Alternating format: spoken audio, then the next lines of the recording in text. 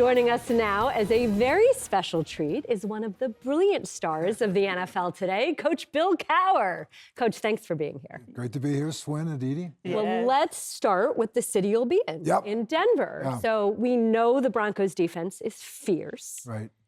We know that Drake May has struggled to hold on the ball a little bit recently. How many points will it really take, and how can Sean Payton help Jarrett Stidham get there without Bo Nix? I think they're going to be fine. I think Sean Payton, Jarrett Stidham's been a guy, he's been there for 3 years. He played a couple years ago when Russell Wilson was benched for the last 2 games.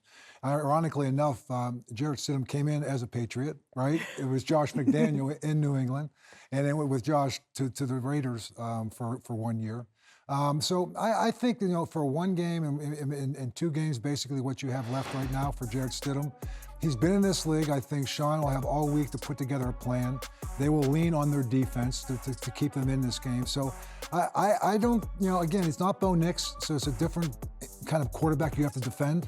Bo Nix is one of those guys, you have to protect the perimeter, his legs, he keeps plays going a long time. Jarrett Stidham is very comfortable staying in the pocket and kind of running a passing game from that standpoint. So it'll be interesting to see, but I think they feel very comfortable with Jarrett Stidham. All the noise coming out of there right now is that they're looking forward to having a week of work and then having the opportunity to defend the championship at home. You didn't tell us how many points. Yeah. Oh, how many points? How many points? I mean, I think this is going to be a low-scoring game. I think both these defenses, I think as you can see with New England, they like to run the football, and I think that classic, the last drive they had last week looked like the Pittsburgh Steelers of the 2000s. You know, Talk about it. We'll get to that. Fullback in the backfield, and extra lineman up there, continue to run, hand the ball off, snapping the ball with about 1 second to go in the fourth quarter. I said it was a classic, use the clock, Mike Vrabel, kind of like this, and kind of imposing their will on the team, and that being the Houston Texans last week. So this should be a good game. I mean, and Coach, let's stay in that same vein because you talk about Mike Vrabel and the job he's done this year with his team. What's the one thing you think separates kind of him from that coaching rank right now and how he's been able to kind of lead this team? You always talk about a leader of men, but it really seems his second time around now, he's really stepped into kind of like owning this leadership role. I think you saw 2 guys on that field last week, D'Amico Ryans and Mike Vrabel, 2 guys that played the game and you know, at a very high level, both being linebackers, and their teams kind of reflect who they are as head coaches. And I think for Mike, it's interesting because I think having that year off, he had a year ago, kind of taking a 1-year sabbatical. Ironically enough, what Sean Payton did 3 years ago, taking a year off. Coming back, I think you have a different ability to reflect on who you were and what you're walking back into. I think when the New England Patriots, you know, they had a decade and they were the team. I mean, and with Bill Belichick and Tom Brady, and it was a tremendous run. But after like 3 years, I think they've kind of been down. And I think he's kind of coming back and bringing a positivity to everything they're doing up there. You know, I coached Mike Vrabel. I coached him for 4 years in Pittsburgh, and ironically, I was sharing this story with you, Swin, and talking about the fact that, you know, I was very transparent with the players, and I wanted to make sure that they understood where they stood with me and where I stood with them. And so we had Mike after his 4 years. It was, you know, we drafted him 97, 98, 99, 2000. He was going to be a free agent. I came in our last meeting we had, and I said, listen, Mike, I know you're a free agent, but I have Jason Gilden, I got Joey Porter. I want you, but it's going to be the same rotation system that you just played in. And if you have a chance to maybe go start somewhere or get more money somewhere, I would take it if I were you. But I want you back. And so just to make sure, you're wanted back because I love having you and coaching you for 4 years. And to this day, I remember going down a couple of years ago when he was in Tennessee, and he talked about how much impact that had because it just made him realize that when you've been a player, you want to hear whatever it is. Sometimes it's not what you want to hear, if it's what you need to hear. Yes. And so I think I was always going to tell you what you needed to hear, maybe not what you wanted to hear. And so I think he really appreciated that. And I think you're seeing his players, his ability to communicate with them, to relate to them. And that's the way they play, and they are a reflection of him. Listen, they want the communication directly, Coach. All these texts and everything else, it's eye to eye, talk to me, lay it out for me, and then I'm able to make a decision. Players want that. Okay, let's switch to the other side really quickly. Sean McVay, Matthew Stafford, they've been in this position. Mike McDonald, Sam Darnold, not yet. So how do the Seahawks mitigate that experience that the Rams have? Listen, it's a divisional game. The last time they played, there was one amazing 16-point comeback that the Seattle Seahawks had. Sam Darnold, we talked about that overtime drive that he had going down. Did he like to get rid of the demons of the past where he hasn't been able to perform late in the season? And so this is now coming back to have to do it again. And so I think that's still there for Sam Darnold. And I think for Matthew Stafford, listen, he's had an MVP. I think he'll be the MVP of the National Football League, and he should be. But at his age, he knows that this is like one of his last runs. Sean McVay, I think he's one of the best coaches in the National Football League. Puka Nacua, what he is to that football team is unbelievable. And their defense has played very, very well all year long. Vulnerable at times to some big plays, particularly in the secondary and even some of the runs. So it's going to be a game, but Seattle is a tough place to go. And I think Seattle might be the most balanced team left in the playoffs. I think them and New England truly are the most balanced teams when you look at it, because the Rams have had some issues with certainly with their kicking game, and obviously we look at the quarterback situation for Denver. So I kind of see that being the best two teams left to me are Seattle and New England. But the Rams, for some reason, like with Matthew Stafford, I will not put this by them. I think it's going to be a classic one. And again, it's a divisional game, the third time they're going to meet this year. It's the stories of it. Turning to the stories in the crazy universe that is the NFL coaching world right now. Swin and I were talking earlier. The best coaches aren't only being interviewed, they are interviewing owners. So if you are a candidate right now, what are the questions you are asking owners? What's the building like?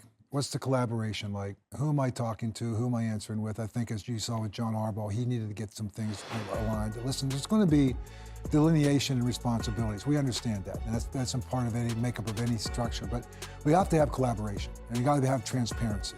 And like, who are you talking to, and and so we can work together. And if we're going to have final say, okay, let's just talk about how we're going to work through that. Is it the roster, the game day?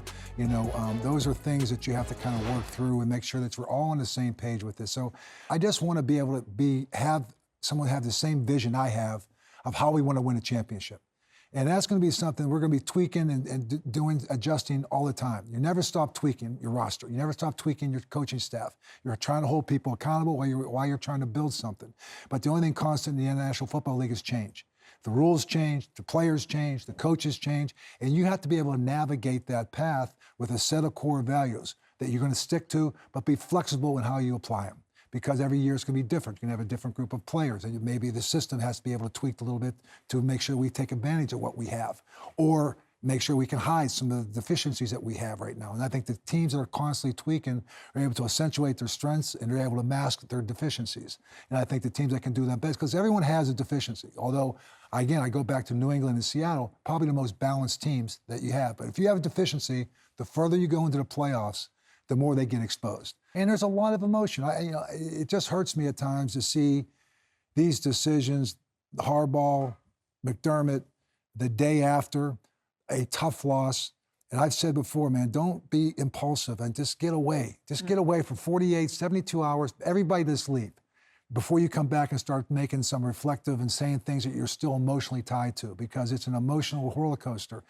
Give yourself some time to reflect, to ponder what you think going forward, what's important to you, and then you come together. And if you can agree to move forward with some degree of sacrifice and, to give up and say, okay, then we'll do it this way. Coach, but I feel like you're talking to me as a fan, too. Let me cross my legs. Because look, as he was saying all those things, Aditi, about the sacrifice and coming along, as a Steelers fan, I'm sitting back here to listen and talk to us.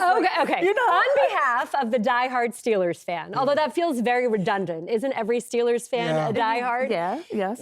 This is my question for you. The Steelers have always had a very traditional brand of playing football. They want to play with great defense and a great run game. In fact, Bill Belichick once said to me, no team matches the personality of its city better than the Pittsburgh Steelers.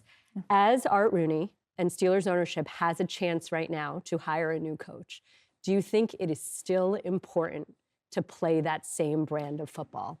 No, I think it's important to win. And I think whatever that makeup is, I think, it's a football team that, you know, they got to find some stability at the quarterback position. I think that's been missing, obviously, for the last 3 or 4 years. And they got a young offensive line. They got DK Metcalf, a group of receivers, and even their backs have played well. You know, you got guys like TJ getting up there and Cam Hayward getting up there, but there's still a good front seven. So it's a good football team. It's a good organization. So that's the thing that you could talk about. Like, you know, and I know Mike stepped down for personal reasons, and I get it. I understand it. Totally get it. And I think as Art talked about the fact that, you know, he was ready to talk about what we need to do to kind of get over the hump for the next year. So I think right now, as you sit back and you look at it, the person walking into that building, it's not going to be about the style of play, but it's the manner with which you approach it. And I think that's the thing that people want. I think people in Pittsburgh, they appreciate hard work. They appreciate humility. They appreciate the competitive spirit that you can bring to that and the degree of toughness that you represent. But there's an accountability that you have to have as well. And I think that's the biggest thing. I know that at times I changed coaches, and the only thing I ever wanted to do was hand that trophy to Mr. Rooney, because that's what he brought me to do.